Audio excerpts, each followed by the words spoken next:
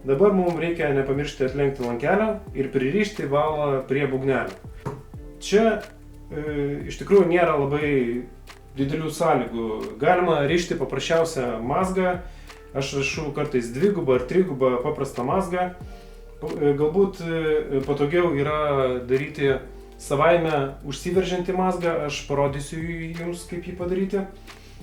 Bet esmė yra ta, kad reikia užrišti tvirtai, kad nebūtų laisva ir kad nebūtų didelio mazgo. Iš principo tokie yra pagrindiniai kriterijai. Tai dabar aš jums parodysiu su storesniu valu, kaip rišamas savaime užsiveržiantis mazgas.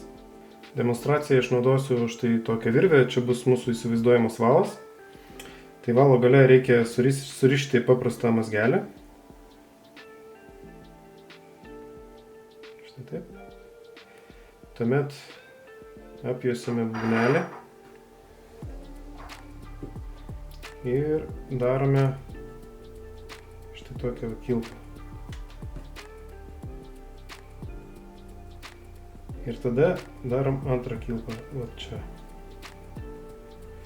Susiformuoja toksai mazgas. Ir jį užveržiame. Dabar galime užveržinėti slystantis mazgas, kol galiausiai mūsų tas mazgelis atsirems ir suformuos mazgą. Ir tuomet jau galima vynioti valą.